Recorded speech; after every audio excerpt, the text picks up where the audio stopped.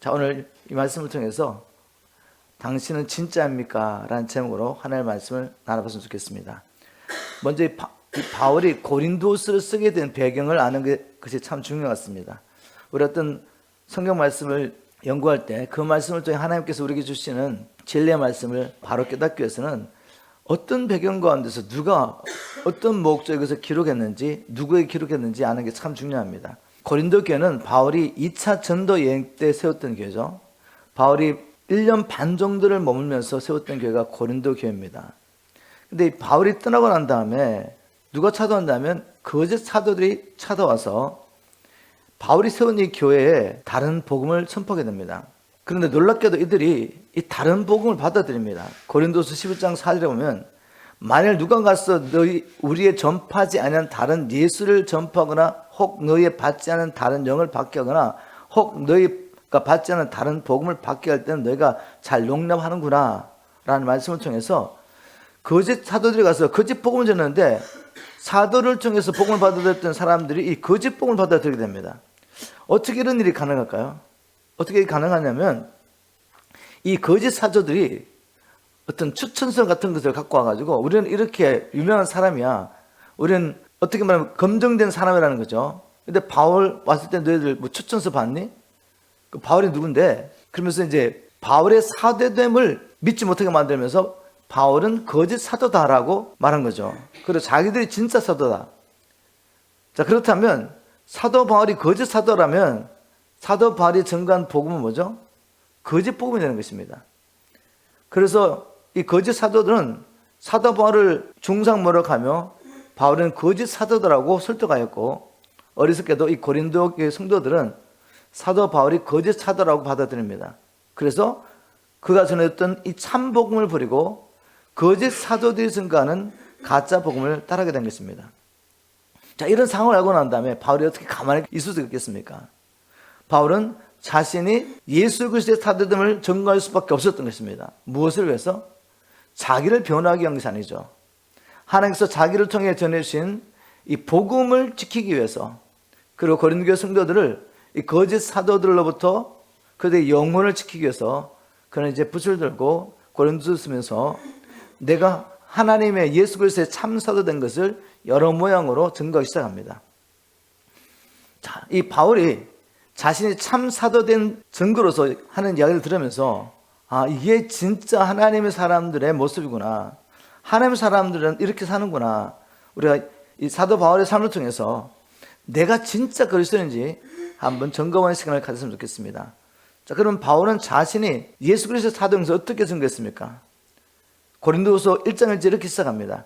하나님의 뜻으로 말미암아 그리스도 예수의 사도된 바울은 이렇게 말합니다. 내가 사도된 것은 내 임의로 내 스스로 된 것이 아니다. 나는 하나님의 뜻을 따라 그리스도 예수의 사도가 되었다라고 선포하죠. 여러분도 잘 아시는 것처럼 바울은 자기 스스로는 사도가 될 수 없던 사람이었죠. 자기 스스로는 사도가 될 수 없었던 이유가, 왜냐하면 그는 누구보다도 앞장서서 예수 그리스도와 그를 따르는 제자들을 핍박했던 사람입니다. 예수 그리스도와 크리스천들을 핍박했던 바울이 어떻게 자기 스스로 사도가 될 수가 있겠습니까? 상식적으로는 불가능한 일이죠. 그런데 어떻게 사도가 됐습니까? 예수님께서 사도 바울을 강권적으로 만나주시고 불러주셨죠. 바로 그 사건이 사도행전 26장에 기록됐는데, 바울이 아그리빠 왕에게 자기가 하나님 만난 이야기를 하면서 이런 이야기를 합니다. 사도행전 26장 16절 10절 말씀을 제가 쉬운 말씀으로 한번 읽어보도록 하겠습니다. 주님께서 바울에게 말합니다. 자, 일어나 네 발로 똑바로 서라. 내가 네게 이처럼 나타난 것은 이제 너를 내 종으로 삼아. 주님께서 바울을 종으로 불러주시죠. 그리고 사명을 주십니다. 주님의 종인데 뭐를 위한 종이냐? 네가 나를 본 것과 또 내가 장차 내게 보여줄 일들에 대해 내 증인으로 삼기 위해서다. 나는 너를 종으로 불렀는데 나의 증인 삼기 위해서 너를 불러줬다라고 말씀하시면서 이제 사도의 직분을 주시는 이야기가 바로 17절에 나오죠. 내가 너를 네 동족 유대인들과 이방 사람들 가운데서 건져내어 너를 그들에게 도로 보낼 것이다 라고 말합니다. 보내면 목적은 뭐죠? 예수가 그리스도를 증거하기 위해서. 여러분, 사도라는 말의 의미가 뭔지 아십니까? 사도라는 말은 보냄을 받은 자입니다. 바로 바울은 자기 스스로 사도된 것이 아니라 이렇게 주님께서 그를 불러주셔서 사도로 세우시고 보내신 것입니다. 자, 제가 이제 이 말씀 묵상하면서 오늘은 간증이 좀 많이 나올 것 같은데, 어떤 이론을 이야기한 것보다는 제가 어떻게 분을 받았는지 이런 간증을 나누면서 여러분들에게도 하나님의 부르심이 있는지 한번 확인했으면 좋겠습니다. 제가 목회자가 된 것이 제 스스로 된 것이 아니라 하나님의 뜻으로 됐다는 증거가 제 삶 속에 있습니다. 왜냐하면 제가 결혼할 때 제 아내들 헬렌 사모가 한 가지 조건, 두 가지 조건이 있었는데 다른 거는 뭐 개인적인 것이고, 하나의 조건이 뭔가 하면 당신이 절대로 목회자가 되지 않겠다면 나는 당신하고 결혼하겠습니다. 이렇게 조건을 건 거죠.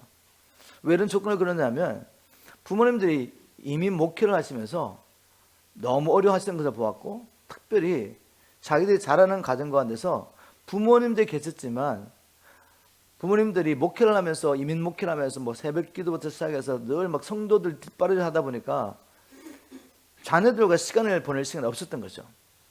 그래서 그 아픔이 있었기 때문에 헬렌 사모가 나는 이제 결혼하면 절대로 목회자와는 결혼하지 않는다.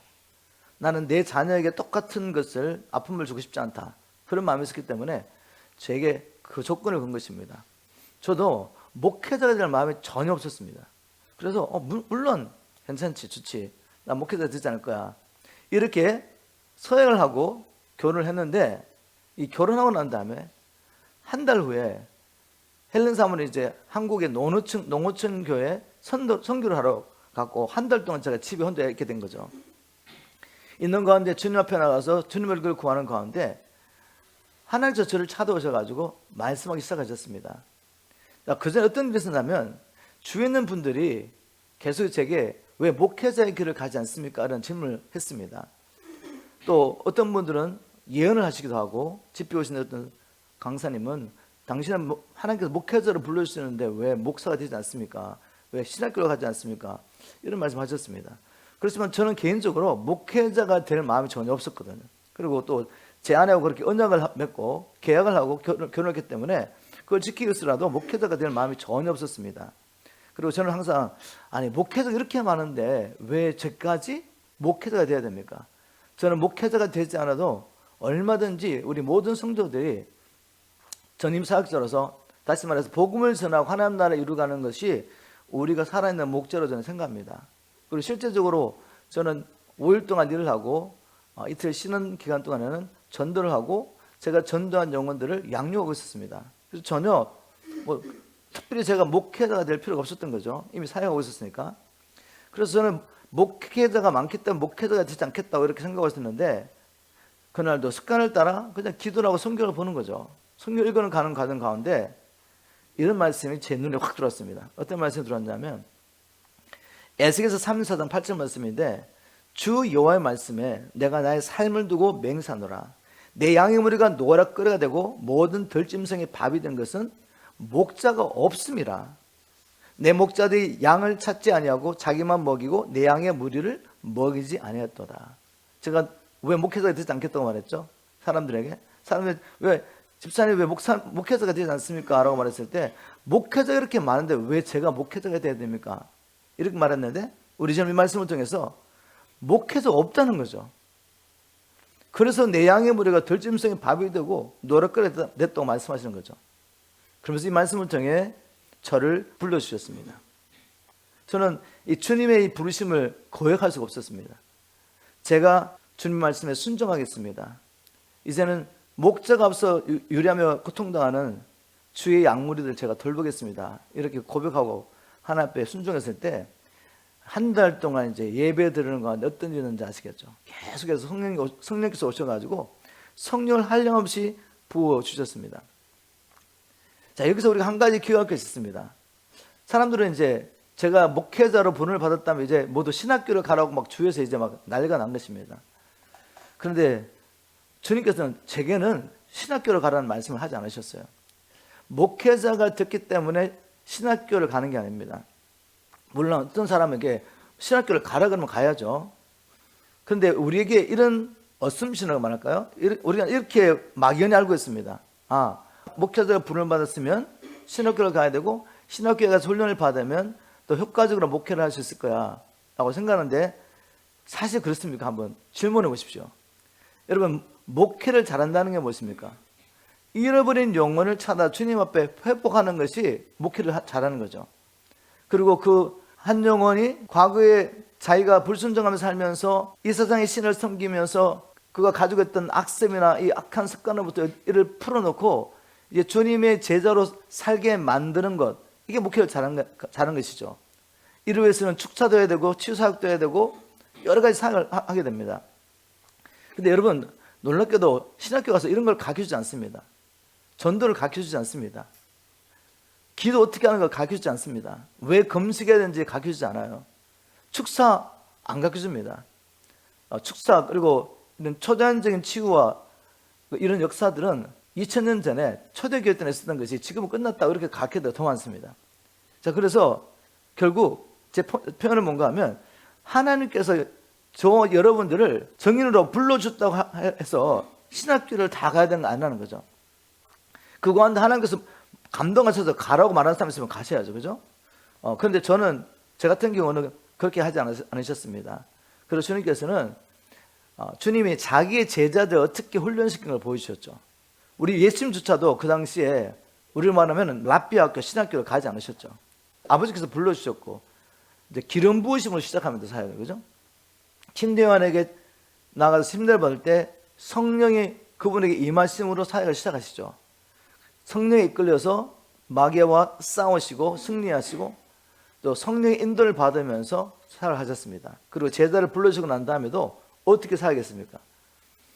그 제자들과 함께 사시는 겁니다. 함께 살면서 주님께서 어떻게 영혼들을 구원하는지, 하나님 나라를 어떻게 이루가는지, 성령의 능력 어떻게 치유하고 마귀를 쫓아내는지 보여주셨고, 또 그들을 이제 또 내보내십니다. 현장에 보내는 거죠.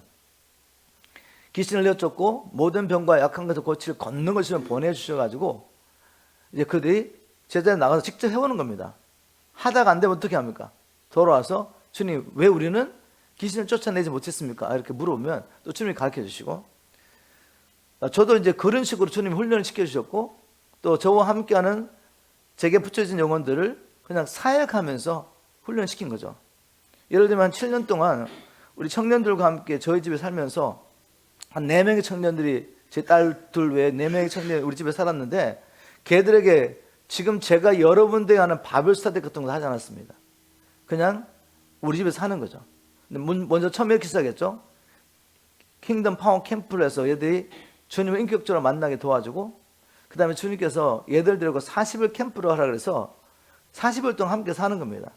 함께 살면서 가르치고 또 내보내가지고 거기서 전도하게 하고, 기도하면서 하나님 인도를 받으면서 어디를 갈 건가 함께 고민하고, 이렇게 하면서 하나님께서 뭐 한국으로 가라고 말씀하셨는데 한 2년 후에 한국에 문이 열리고, 일본으로 가라고 말씀하셨는데 그 기도는 한 10년 후에 열렸습니다. 어쨌지만 주님께서 인도하신 대로 그냥 한 거죠. 이렇게 훈련을 받은 것입니다. 저도 훈련을 받고, 그때 훈련을 받고 제가 하는 일을 똑같이 한 거죠. 이렇게 하다 보니까 어느 날 저희 집에 지금 우리가 알고 있는 KOG 미션이라는 공동체가 세워져 있더라고요. KOG 공동체가 세워져 있었는데, 이제 애들이 모여들기 시작하니까 집에서 다 모일 수가 없잖아요. 우리가 이제 처음에는 제가 한 대학생들은 5명과 6명을 데리고 시작했는데, 얘들이 훈련받고 나가가지고 전도에 가는 애들이 차 안에 그냥 가득 채고 데려오는 거죠. 그럼 5명이 나가서 4명만 데려와도 몇 명입니까, 여러분? 20명이잖아요. 근데 정말 자리가 없어서 못 데려왔지, 그 차에 가득 채고 데려오는 거죠. 애들이 5, 6명 나가가지고. 그럼 처음에 모였을 때 그냥 25명, 그냥 애들만 25명 모이는 거죠. 두 번째 주에 35명 이렇게 모이니까 이제 집에서 감당이 안 됐던 거죠. 그래서 제가 이제 어쩔 수 없이 그 당시에 벌써 한 30년 전입니다. 1993년이면 30년 됐나요? 그때 이제 그 지역에 교역자들과 또 장로님들 찾아가서 부탁했습니다. 우리 2세들이 이렇게 저희 집에 많이 모이는데 지금 이제 집에서는 더 이상 모일 수 없으니까 교회를 열어달라고. 그랬더니 이제 이분들이 다 모여가지고 회의를 하신 거죠. 그런데 뭐라고 말씀하시냐면 우리는 당신에게 교회 건물을 빌려줄 수 없습니다. 이유는 당신은 신학교를 나오지 않았기 때문에 설교를 할 수 없습니다. 여러분 이게 성경적입니까 여러분?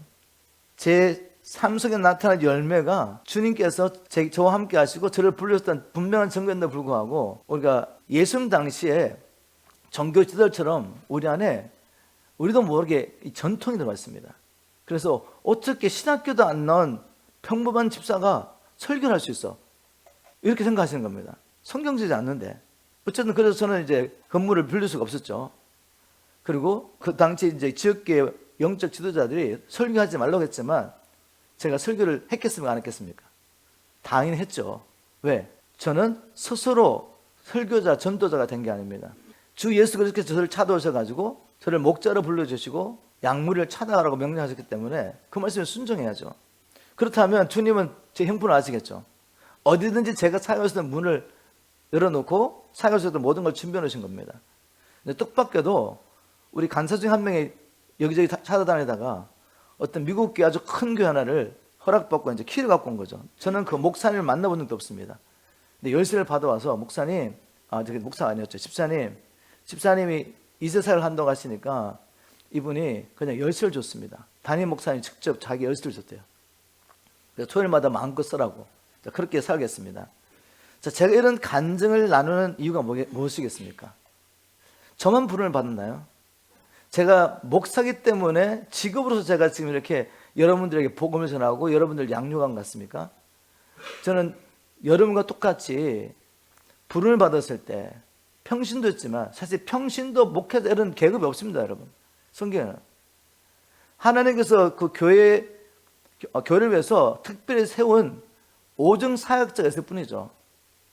오중 사역자를 주신 목적, 사도들과 선지자들, 전도자들과 목사와 교사를 주신 목적은 여러분들을 잘 양육해가지고 하나님께서 맡겨진 일을 감당하도록 훈련자로 보내신 것이죠. 성경에 보면 이렇게 기록되어 있습니다. 에베소 4장 11절에 보면 예수님께서 그가 혹은 어떤 사람은 사도로, 어떤 사람은 전도자로, 어떤 사람은 선지자로 목사와 교사의 직분을 주신 목적은 성도들을 온전케 하여 봉사일을 하게 하고 그리스도의 몸을 세우게 하라 하심이라. 성도들을 온전케 하기 위해서, 그래서 온전케 해서 봉사일이 뭔지 아시죠? 섬기는 일이죠. 복음 전하고 영혼들을 돌보고 이런 일을 감당할 수 있도록 우리에게 전사역자를 주신 것뿐입니다. 자, 저는 하나님의 분을 받고 하나님의 기름 부으심을 의지해서 순종해서 나갔더니 주님이 그런 일을 하셨습니다. 저는 예수 그리스도 안에 있는 우리 모두가 너희는 가서 천하 만민에게 복음을 전파하라. 그리고 혼자 가는 것이 아니라 내가 너희와 함께 하리라는 이 약속을 받았다고 저는 믿습니다. 그렇다면 우리가 해야 할 일은 무엇이겠습니까? 순종하면 되죠. 순종해서 나갈 때 주님께서 우리와 함께 할 것을 믿습니다. 이 순종해서 나가려고 할 때 우리 안에 막 두려움이 있죠. 우리 안에 혹시 복음을 받아들이면 어떡할까? 우리 주님께서 이렇게 말씀하셨습니다. 나가서 복음 전파해. 그리고 믿는 자에게 이런 표적이 따를 거야. 너희들 예수님으로 귀신을 쫓아내고 병든 자에게 손을 얹어 나으리라. 이 표적을 통해 내가 너희와 함께하는 것을 증거할 것이고, 그리고 너희들 전하는 이 복음이 진실한 것을 증명하겠다고. 성경 볼 때는 그런 것 같은데 막상 나가려고 하면 마귀가 자꾸 두려움을 주죠. 야, 너 손을 얹고 기도하는데 안 나면 어떡해? 그리고 예수님으로 막 명령하는데 귀신이 안 들으면 어떡할 거야? 그 사람들이 복음을 거부하면 어떡할 거야? 이런 막 두려움을 주시죠. 그건 여러분이 염려할 게 아닙니다. 우리가 해야 할 일은 순종하는 것이죠. 그리고 제가 해보니까 처음부터 잘 되지 않아요.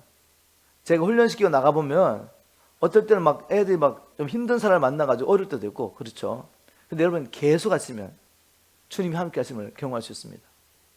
제가 30년을 이 KP 캠프를 하면서 누가 뭐 처음부터 이걸 잘했겠습니까? 근데 주님 말씀에 순종해서 우리 주님께서 하나님 나라를 이루가는 그 방법으로 복음을 전하시고 성경을 열어가지고 가르치시고 또 치유사역하며 축사를 하셨기 때문에 그냥 그대로 주님께서 가르친 것을 따라서 우리가 이 킹덤 파워 캠프를 한 거죠. 그랬더니 처음에 저희들이 그때도 코로나에서 한 20명도 안 모일 텐데 여러분 20명도 안 모일 때 캠프를 열었는데 누가 우리를 알고 보내겠습니까? 근데 참가자들이 120명이 넘었습니다. 이게 어떻게 가능한 줄 아십니까? 그 전에 40일 동안 12명 이세들을 훈련시켰거든요. 너희들이 가서 애들 들어오고 말했습니다. 근데 애들이 다른 주에서 온 애들인데 아리조나에서 한 3명이 오고 캘리포니아에서도 한 몇 명이 오고 저기 또 미주리에서도 오고 막 이렇게 왔던 애들이 은혜를 받고 배운 들어가서 이렇게 자기 집에 가정교를 시작한 거죠. 우리 그걸 파워하우스로 불렀습니다. 자기 집 오픈했더니 40일 동안 그 아이가 바뀐 것을 사람들이 보고 자기 친구들 왔을 뿐만 아니라 부모님들, 목사님들까지 다 온 거죠. 와서 얘들이 전하는 복음을 듣습니다. 얘들이 전하는 복음을 듣고 검증이 되니까 목회자들도 얘들을 통해 가지고 한 교회 30명씩 이렇게 보는 거죠. 그래서 120명이 된 겁니다. 자, 이런 일이 꼭 제게만 일어나야 되겠습니까? 우리 주님께서 여러분을 통해서 이루기 원하시고 바로 이런 일이 이를 통해서 우리가 예수 그리스도의 제자 된 것, 주님께서 우리를 불러주셨다는 확실한 증거들이 나타나는 것입니다. 그냥 교회 왔다 갔다 한다고 해가지고 우리가 참 예수 그리스도의 제자라고 말할 수는 없겠죠. 우리의 삶 가운데 정말 주님의 말씀이 약속하신 말씀이 이루어지는지 그것은 순종 안 해보면 알 수가 없습니다. 꼭 여러분 순종해 보시길 주님을 축복합니다. 한번 적용했으면 좋겠습니다. 나는 주님께서 나를 예수 그리스도의 증인으로 불러주셨다는 확신이 있습니까? 부르심에 합당한 삶을 살지 못하겠다면 그 이유는 무엇입니까? 많은 경우에 두려움입니다. 두려움. 사람들에 대한 두려움. 왜 두려움이 생기죠? 여전히 내가 중심이 됐기 때문에. 주님이 나의 주인이고 이제 사나 죽으나 주님이 나를 통해 사신다는 확신을 가지고 사시면 그 두려움을 물리칠 수 있습니다. 왜냐하면 그 결과는 주님께 순종하고 그 다음 그 결과는 주님께 맡기는 거기 때문에. 그리고 창피도 당하고 짓밟힘 당하고 모욕당 당하고 이런 일을 통해서 사실은 자기를 부인하는 법을 배우게 되고 그런 과정을 통해 이제 시간이 지나면 주님이 일하시는 것을 경험하게 됩니다. 여기까지 꼭 가게 되기를 주님 축복합니다. 또 바울은 자신의 예수 그리스도의 사도됨을 무엇을 통해 증거하고 있습니까? 그가 당한 환난을 통해. 복음을 전하다가 환난을 겪은 것을 이 환난을 봐라. 내가 복음 때문에 당한 이 환난이 내가 예수 그리스도의 사도라는 증거다라고 말합니다. 고린도후서 1장 8절에 보니까 형제들이여 우리는 여러분이 우리가 아시아 지방에서 겪은 환난에 대해 알아주셨으면 합니다. 좀 알아달라고 말합니다. 바울이 왜 자기를 알아달라고 말할까요? 자기를 위해서가 아니라 자기가 전한 이 복음을 수호하기 위해서 내가 복음 때문에 이런 환난을 좀 겪은 것을 좀 알았으면 좋겠다. 당시 우리가 감당할 수 없을 정도로 큰 박해를 받았으며 살아남을 소망조차 모두 잃어버릴 지경이었습니다. 자, 바울은 이 고린도후서에서 자기가 복음 때문에 어떻게 고난과 어려움을 당한 이야기를 계속해서 합니다. 고린도후서 12장 23절 이렇게 기록하고 있죠. 이제 바울이 이 거짓 선자들에 대한 이야기를 하면서 이런 이야기를 합니다. 그들이 이 거짓 사도들도 그리스도 일꾼이라고 말합니까? 여러분들이 와서 다른 복음을 전하는 이 사람들이 자신들이 그리스도 일꾼이라고 말합니까? 라고 말하면서 지금 내가 정신 나간 사람처럼 말합니다만 나는 그들보다도 더욱더 그리스도 일꾼입니다. 그 사람들이 자기를 그리스도 일꾼으로 말합니까? 나는 그들보다 더 그리스도 일꾼이 된 사람입니다. 그러고 무슨 얘기를 하냐면 사실 나는 그들보다 훨씬 더 열심히 일했습니다. 그들보다 더 여러 번 감옥에 갇혔고 그들보다 더 많이 채찍을 맞았습니다. 심지어 복음을 전하다가 죽을 뻔한 적이 한두 번이 아닙니다. 제가 시간 관계상 다 기록하지 않았지만 그 뒤에 보면 바울이 구체적으로 어떤 고난과 고통과 죽음의 위험을 느낀 것을 자세히 기록합니다. 그리고 그걸 뭐라고 말하죠? 이게 내가 그리스도 일꾼 된 증거 아니고 무엇이겠습니까? 내가 복음을 전하다가 당한 이 어려움, 죽을 것 같은 이 고난과 환난, 이것이 내가 그리스도의 증인된 증거입니다.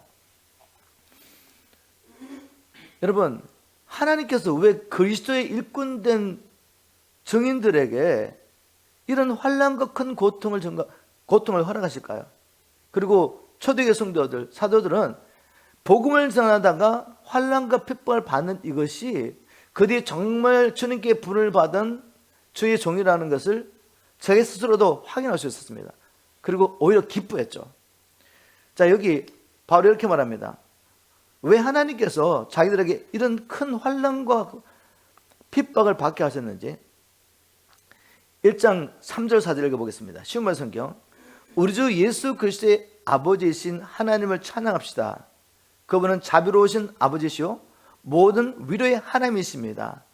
그분은 우리가 온갖 환난을 겪었을 때 우리를 풍성히 위로해 주시는 분입니다.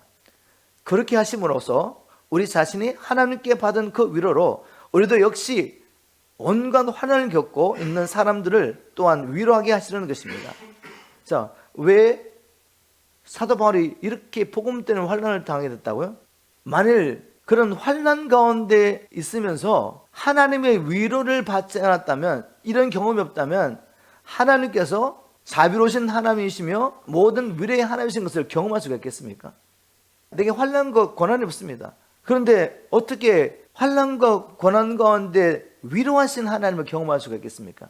다시 말해서 위로의 성령님을 경험할 수가 있겠습니까? 우리가 무릇 그리스도의 산에 살려가면 환난과 핍박을 피할 수 없습니다. 이건 당면한 문제죠. 왜냐하면 지금도 이 마귀가 이 세상 임금으로 통치하고 있기 때문에 그는 저와 여러분을 통해 생명이 흘러가는 것을 원하지 않습니다. 빛이 드러나는 것을 원하지 않습니다. 그래서 영혼들이 하나님께로 돌아가는 것을 원치 않습니다. 그럼 어떻게 해야 됩니까? 어떻게든 이 빛을 죽이고 감춰야죠. 그래서 환난을 걸 통해서 공개하는 것입니다. 그런데 하나님의 사람들은 진짜 목회자들이 세상에서 성공하려고 목회를 하겠습니까? 돈을 벌려고 목회를 하시겠습니까? 명예를 얻으려고 목회하겠어요? 아니죠. 오직 한 가지, 주님께서 우리에게 맡겨주신 이 영혼들을 살리라고 우리에게 사명을 주신 거죠. 우리는 아버지의 마음을 가지고 주 예수의 마음을 가지고 영혼을 살리고 그들을 마지막 날 예수님 앞에 세우는 것 외에는 관심이 없죠. 그렇기 때문에 어떤 환난 가운데서도 우리는 포기할 수가 없습니다. 주님께서 우리를 살리시려고 십자가를 지신 것을 알기 때문에, 우리의 죽음 없이는 한 영혼도 살아날 수 없는 걸 알기 때문에 이 고난과 환난을 통과하게 되는 거죠. 그럴 때 주님이 어떻게 하시죠? 위로의 하나님으로 우리에게 찾아오시는 겁니다. 위로의 성령께서 오셔서 우리를 위로하시고 세워주시고 힘을 주시기 때문에 이 길을 끝까지 가게 되는 겁니다. 자, 이렇게 살다 보니까 또 그렇게 살려고 하는 제자들을 만나게 되죠. 근데 그들이 지금 환난 가운데 있습니다. 바로 하나님께서는 먼저 이것을 통과한 주의 성도를 통해서 그들을 위로하게 하심으로, 그들도 또 주님을 신뢰함으로 끝까지 이 길을 가게 할 목적으로 먼저 우리에게 환난을 허락하시는 거죠. 제가 오늘은 제 간증을 많이 하게 될 것 같습니다. 말씀을 준비하면서 계속 간증이 나와가지고 어떻게 하죠? 주님, 너무 간증이 많은 것 같은데요. 근데 주님 말씀하셨습니다. 네가 경험한 것을, 성경이 말하는 것을 네가 경험한 것을 이야기해줘라. 남 이야기하지 말고. 제가 이 복음을 전하면서 얼마나 많은 어려움을 겪겠습니까? 많은 이야기가 있겠지만 처음 사역의 초창기 때는 이 질병과 사고들로 굉장히 많은 어려움을 당했습니다. 제 자신이 그냥 질병으로 너무 많은 어려움을 당했죠. 위출혈이 생겨가지고 계속 이제 피가 이제 흘러가고 있으니까 빈혈이 생겼는데 이유를 몰랐습니다. 병원에 몇 번 실려가고 결국 나중에 이제 종합 검진을 통해 가지고 제가 위출리는 걸 알게 되고, 그럼 하루아침에 치유되겠습니까? 잠을 자지 못하고 불면증과 뭐 여러 가지인데 또 먹으면서 소화를 못 시켜서 계속 설사하고, 이런 시간들이 주님 만나고 성령의 기름을 받고 제가 사역하면서 한 5년 동안 이게 끝나지 않더라고요. 마침내 결혼하면서 그것을 계기로 주님께서 불면증과 그 다음에 이런 모든 병들을 딱 거둬가셨는데, 그 다음부터 일어난 사건은 뭔가 하면 애들이 계속 사고를 당하는 거죠. 우리 아이들이. 지금도 우리 둘째를 보면 상처가 있습니다. 여기 몇 군데. 그때 제가 항상 이제 사역하러 갈 때 와이프 혼자 있으면 꼭 사고가 나는 거죠. 그래서 와이프가 제가 사역 가는 걸 발목을 많이 잡았습니다. 아무것도 아닌데 막 싸움이 일어나고 사역 가려고 하면, 나중에 알고 보니까 제 안에 두려움이 있더라고요.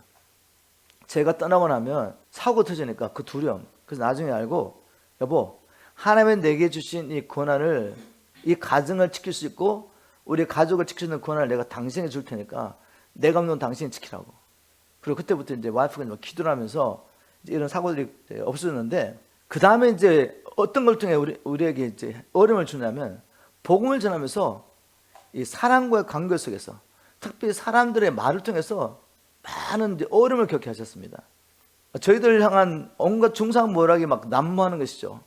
뭐 예를 들면 이제 처음에 이제 킹덤 파워 캠프를 딱 했는데, 저도 그렇게 역사가 날 줄 몰랐는데, 축사 시간에 그냥 아이들이 그냥 막 쓰러지면서 소문이 어떻게 났냐면, 저 이상한 곳이라고, 이날이나 막 공격도 많이 받고, 그 이외에 여러 가지 이제 중상모략들, 저희들 향한 말로 막 공격이 도는 거죠. 중상모략이. 근데 이 중상모략이 바다를 건너가지고 우리가 한국과 이제 시드니, 또 일본의 이런 곳에 이렇게 사역하고 있는데, 여러분 믿거나 말거나 한국에서 사역하고 있는데, 이 사역을 준비하는 팀 사역자 전선생님 차도가 밤에, 지금 사역이 진행되는 가정 가운데 밤에 차도 온 겁니다. 차도 와서 자기가 너무 괴롭다는 거야. 왜 그러냐 그랬더니, 사실 이런 이야기를, 목사님과 사모에 대한 이런 이야기를 들었다고. 너무 괴롭다고. 사역하다가 중간에. 여러분 상상을 가십니까? 밤새도록 우리가 전하는 복음을 위해서 우리를 변화하는 겁니다. 정말 우리가 사랑하고 섬겼던, 우리가 세웠던 일꾼들이 영원히 함께 이 복음에서 함께 고난받을 줄 알았죠. 함께 갈 줄 알았는데, 오늘 갑자기 저희들을 떠나면서 던지는 말들, 목사님은 제자 훈련에 실패했습니다. 그리고 떠나는 거죠. 떠나고 막 이게 수근수근한 이야기를 들을 때 정말 쉽지 않았습니다. 이런 일을 겪을 때 제가 만일 제 스스로 목회자가 됐다면 어떻게 하겠습니까? 이건 내가 왜 하겠습니까? 할 필요가 없죠. 나를 위해서 시작한 거기 때문에, 내가 이렇게 공격을 당하고 우리 가족이 공격을 당하고 정말 쓸데없는 이런 중상모략과 수근수근한 말로 어려움을 당할 때 이거 할 필요가 없겠습니까?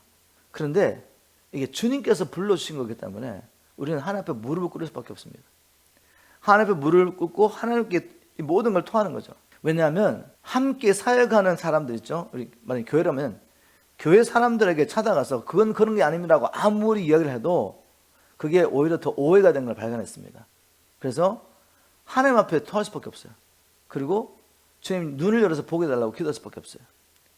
그렇게 하나님 앞에 기도할 때 하나님이 우리를 위로하십니다. 이렇게 위로를 받으면서 다시 또 사역을 시작하는 거죠. 이렇게 한 30년을 오다 보니까 이제 어떤 게 생깁니까, 여러분?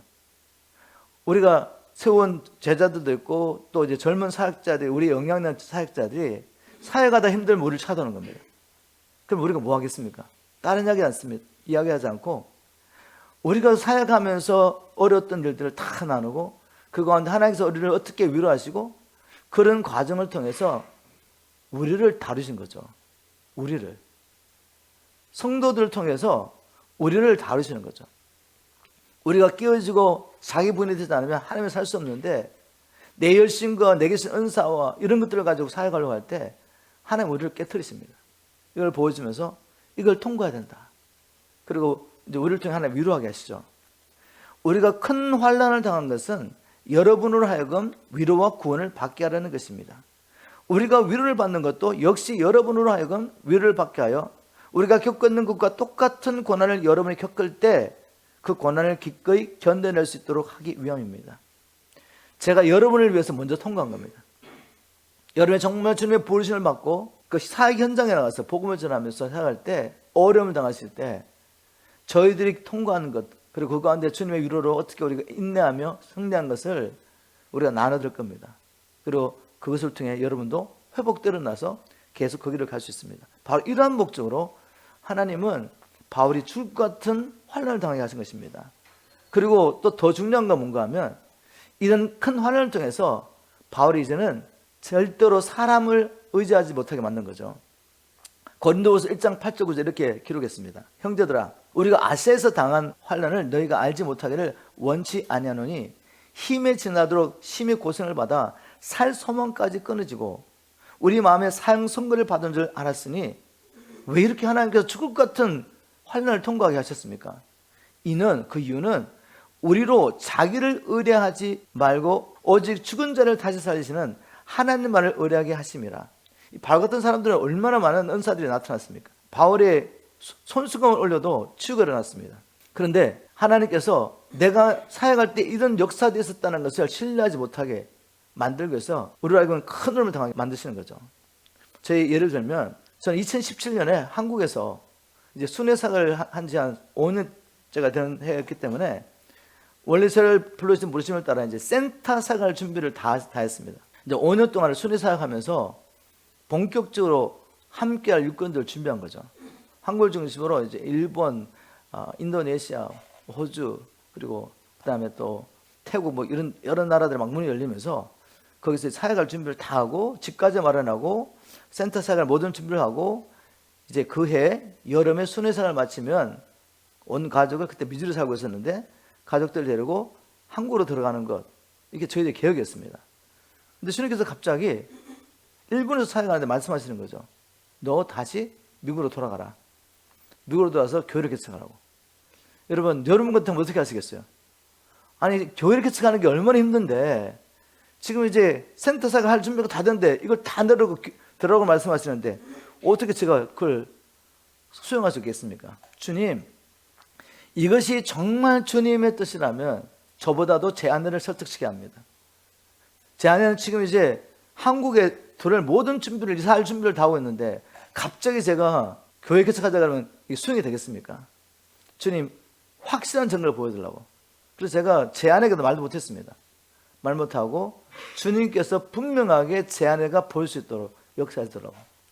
근데 주님께서 한 3개월 정도를 초자연적으로 모든 이렇게 인도하시면서 캘리포니아에 올 수밖에 없는 환경을 만드시는 거죠. 그래서 교회를 개척했습니다. 교회 개척할 때 여기 이미 한 20-30명의 우리 팀 사역자들이 있었거든요. 캘리포니아 지역에. 사역할 때 모여가 도와주는 분들이. 함께 사역하시는 분들. 그래서 이 팀 사역자들과 이제 교회를 찾지 못하고 방황하시는 분들, 그런 분들하고 또 저희들 훈련시켰던 정말 귀한 간사들하고 그리고 이사들하고 함께 교회를 시작했습니다. 그렇다면 제 생각 어떻겠습니까? 아, 이제 정말 잘 될 거야. 처음에 목회를 시작할 때는 저희 가정이 그냥 한 가정 데리고 시작했거든요. 그런데 이제는 뭐 이렇게 많은 사람들이 함께 시작하니까 쉽게 사역하면서 저는 제 부르심을 따라 이렇게 순회 사역하면서 아름답게 교회가 세워질 거라 생각했죠. 그건 제 착각이었습니다. 제가 이때까지 사역하면서 이렇게 힘든 적이 없었습니다. 너무너무 어려운 일들이 두 번째 개척하는 데 시작된 거죠. 그 가운데서 바울처럼 정말 사형 선고를 받은 것 같았습니다. 다시 말해서 나 이제 더 이상 사역할 수가 없다. 제 안에도 너무 많은 상처를 받고 어려움을 받고 당하면서 너무 힘들어가지고 제가 이제 그냥 아합에 보냈습니다. 제 딸이 살고 있는 곳에. 거기 가서 몇 주 동안 기도하고 오라고. 사역을 내려놓고 그냥 혼자 가서 기도를 했죠.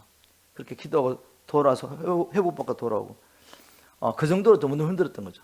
저는 이제 교회 갔으니까 갈 수는 없고. 그렇지만 제 마음으로서는 이제 더 이상 사역할 수가 없겠다. 그런데 그 과정 가운데서 돌아보니까 제가 여기서 교회 개척한 게 제 뜻이 아니잖아요. 주님 앞에 기도했습니다. 주님, 저는 여기서 다시 교회를 개척할 때 저희들에게 주신 이 사역, 마지막 때 다음 세대 일꾼들 준비하고 복음 전환을 위해서 함께 동행할 일꾼으로서 이 교회를 주셨다고, 팀사역자를 주셨다고 생각했는데 왜 이런 일이 생깁니까? 주님 앞에 기도할 때 주님께서 이렇게 말씀하셨습니다. 네가 그때만을 모든 것이 준비되기 때문에 센터 사역을 시작했다면 너는 나를 의지하지 않고 너를 의지하고 너와 함께하는 사람을 의지했을 것이다. 지금도 교회를 개척하면서 너는 나를 의지한 것이 아니라 내가 네게 붙여준 사람들을 의지했다는 거죠. 그래서 제가 회개했습니다. 주님, 오직 주님만을 의지해야 되는데 제가 사람들을 의지했던 것, 또 내가 이렇게 열심히 수십 년 동안 이제 준비했더니 이런 일꾼들이 일어났구나라는 그런 자만이 있었던 거죠. 그래서 주님께서 이 모든 고난과 환난을 통해서 저를 연단하신 것입니다. 그리고 주님만을 신뢰한 것입니다. 자, 여러분에게도 말씀대로 살려고 하면서 어려움들을 당할 때가 정말 많습니다. 아마 여러분 다 경험하셨을 거예요. 진짜로 이제는 하나님 말씀대로 순종하고 살려고 하는데 웬 어려움들이 그렇게 많았는지. 저도 종교인으로 살 때는 사실 질병 때문에 고생한 적이 없어요. 잠을 못 자고 자는 게 아니라 잠잘 시간이 없어가지고 힘들었죠. 제 별명 중에 하나가 뭔가 하면 잠태선, 잠태. 잠태가 뭔지 아십니까? 잠을 너무 많이 잔다고 잠태라고 불렀어요, 저를. 그리고 너무 많이 먹는다고 위대식이라는 표현을 붙여줬습니다. 근데 주님 만나고 난 다음에 위장병 소화기관이 다 망가져가지고 먹지를 못하니까 정말 110파운드도 안 나온 것 같습니다. 그때 잠도 못 자고. 그리고 왜 이런 고난과 어려움을 겪게 했습니까? 하나님이 이 모든 과정을 통해서 내가 비록 주님께 부름받아 비전을 받았지만 이 비전까지 다 내려놓게 하시고, 이 비전을 이루기 위해서는 이런 일이 일어나야 된다는 이 모든 걸 다 내려게 하시고, 내게 주신 모든 상황 가운데서 하나님의 선하신 뜻이 이루어진 것을 믿고 그냥 주님을 인내하며 기다려야 한 데까지 저를 이끄신 거죠. 여러분 삶 가운데 이런 일이 있을 수 있습니다. 근데 여러분 기억하십시오. 여러분들을 하나님의 일꾼으로 세우기 위한 하나님의 훈련 방법입니다. 이게 어떤 일이 일어날지라도 하나님만을 사랑하며 나를 살려주시고 독생자 주시는 그 주님 한 분만으로 기뻐하고, 그분이 원하시기 때문에, 이것이 그분의 열망이기 때문에. 우리 주님의 열망이 무엇이겠습니까? 주님께서 생명 주시고 구원하기 원하시는 열망이 흩어져 있는 주님의 형제 자매들이 하루속히 주님 앞에 돌아오는 거죠. 이 주님 마음, 이 소원을 이루도록 해서 우리가 주님만을 신뢰하며 정인의 삶을 살도록 우리에게 이 고난을 허락하신 것입니다. 한번 적용해 보겠습니다. 내게는 예수 그리스도의 일꾼된 증거가 있습니까? 내게는 복음 때문에 당하는 고난이 있습니까? 저는 처음에 이 원리를 몰랐을 때, 주님, 제가 뭘 원합니까? 생명을 그 복음 전하려고 하는데 이 몸이 이렇게 망가졌어. 어떻게 할 수가 있겠습니까? 잠도 자지 못하고 막 이렇게 주님 앞에 때를 쓰면서 주를 위해서 나는 치료하라고 막 기도를 했는데, 그때는 치료 안 하셨어요. 5년을 기도하다가 잠자는 것도 해결되지 않고, 불치병 해결되지 않고, 결혼의 문제도 해결되지 않고, 아무것도 해결되지 않았습니다. 근데 그때 제가 하나님을 했던 건 뭔가 하면, 하루라도 주님 앞에 눈물로 기도하지 않으면 하루를 살 수 없으니까 그냥 주님 붙잡고 울면서 기도한 거죠. 그리고 주님의 은혜로 의의 씨앗을 계속 뿌리게 하셨습니다. 주님이 제게 주신 말씀 중에 하나는 뭔가 하면, 네가 지금 경험하는 것은 네가 수십 년 동안 내가 없이 살았기 때문에 심었던 것을 지금 여전히 거두고 있는 거야. 이제 네가 나를 위해서 의의 씨앗을 뿌리는 거 반드시 열매를 맺는 날이 온다. 근데 한 5년쯤 지나면 이게 확 바뀌더라고요. 바뀌면서 물론 고인도 다른 연단이 있죠. 질병은 치료되고 뭐 결혼 문제 해결되고 다른 모든 환경적인 것은 해결됐지만, 이젠 정말 영혼들을 구원하면서 경험하는 여러 가지 환란을 경험했지만, 이런 걸 통해 계속해서 다 넘어져 가겠지만, 예수 그리스도의 일꾼된 선거, 능력을 보고 가서 막 복음 전할 때 역사가 일어나는 것, 이것만은 아닙니다. 물론 이런 일도 일어날 수 있죠.